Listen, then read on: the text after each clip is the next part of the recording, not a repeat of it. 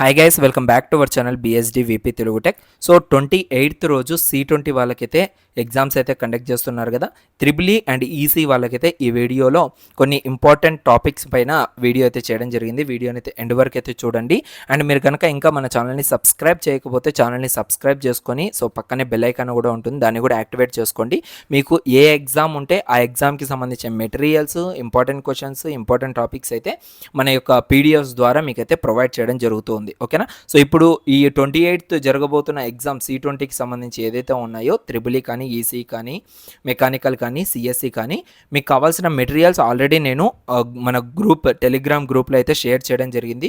Link అనేది కింద డిస్క్రిప్షన్లో నేను ప్రొవైడ్ చేస్తాను. దాని నుంచి మీరు ఇంపార్టెంట్ టాపిక్స్ కూడా మీరైతే కవర్ చేసుకుంటూ ఉండొచ్చు. ఓకేనా. ఇక్కడ ఈ యొక్క EEE వాళ్ళకైతే 504 సబ్జెక్ట్ అయితే ఉంది. ఇందులో మనకు టోటల్ వెయిటేజ్ అనేది ఎవ్రీ యూనిట్కి అయితే 14 మార్క్స్ వెయిటేజ్ అయితే ఉంది.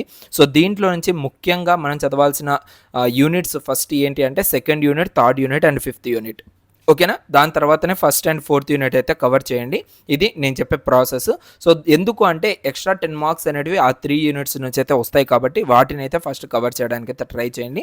అండ్ ఇక్కడ మీకు కింద కనపడుతున్న పవర్ ఎలక్ట్రానిక్ డివైజెస్ ఏవైతే ఉన్నాయో సో ఈ యూనిట్ నుంచి మనకి ఎలా క్వశ్చన్స్ అడగచ్చు అనేసి క్లియర్గా ఇక్కడైతే మెన్షన్ చేశాను.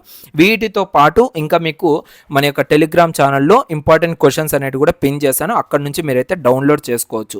ఇదేంటంటే టోటల్గా మీకు కరికులంలో ఉన్న విధంగా ఇదైతే డిజైన్ చేయడం జరిగింది. సో ఎందుకంటే మీకు తెలుస్తుంది అసలు క్వశ్చన్ ఏ విధంగా అడగచ్చు, ఎన్ని విధాలుగా అడగచ్చు. సో వీటిని చూసుకొని మీరు టిక్ మార్క్ చేసుకుంటూ ఓకే ఇది అయిపోయింది అనేసి అర్థమవుతూ ఉంది. ఇక్కడ మనకు రెసిస్టివ్ లోడ్, అదేవిధంగా 3 phase full wave, half wave ఇలా కూడా మనకు అడగొచ్చు కాబట్టి సో దీని నుంచి మ్యాక్సిమం మనకు 10 మార్క్స్ అయితే వచ్చేస్తాయి. సో మ్యాక్సిమం ఇవైతే చెక్ చేసుకోవడానికి అయితే ట్రై చేయండి. ఓకే. అలా 5 యూనిట్స్ ఉన్నాయి. 5 యూనిట్స్ కూడా కవర్ చేసుకోండి. నెక్స్ట్ వచ్చేసరికి సో ఈసీ వాళ్ళకి 504 సబ్జెక్టు పవర్ ఎలక్ట్రానిక్ డివైజెస్, అదేవిధంగా opto electronic devices, transducers and ultrasonics, industrial heating and control systems, inverters, SMPS, UPS and PLCs. వీటిల్లో నేనేం చెప్తానంటే ఫస్ట్ యూనిట్ అండ్ అదేవిధంగా 4th యూనిట్ అయితే ఫస్ట్ ప్రియారిటీ ఇచ్చి సో వాటిని అయితే కవర్ చేసుకోండి. ఎందుకంటే వ్యాస్ట్ సిలబస్ ఉంటుంది, ఎక్కువగా క్వశ్చన్స్ వచ్చేది కూడా ఆ యూనిట్స్ నుంచే కాబట్టి సో ఫస్ట్ అండ్ 4th యూనిట్ని అయితే ఫస్ట్ ఫినిష్ అయితే చేసుకోండి. దాని తర్వాతనే రిమైనింగ్ యూనిట్స్ని అయితే కవర్ చేసుకోవడానికి ట్రై చేయండి.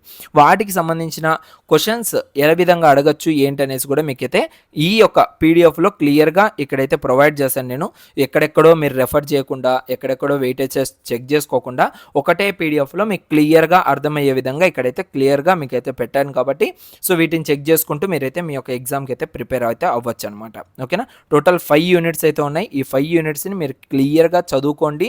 సో ఈ 5 యూనిట్స్లో ఫస్ట్ మీకు చెప్పినట్టుగా సో ఫస్ట్ యూనిట్, అదేవిధంగా 4th యూనిట్ అయితే ఫస్ట్ ప్రియారిటీ అయితే ఇవ్వండి. ఓకేనా. సో ఇది గైస్ టోటల్గా ECE అండ్ EEEకి సంబంధించి. నెక్స్ట్ వీడియోలో మెకానికల్ అండ్ CSE వాళ్ళకు కూడా వస్తుంది వితిన్ 3 అవర్స్లో. సో మీరైతే ఆ వీడియోని కూడా అయితే చెక్ చేసుకోండి.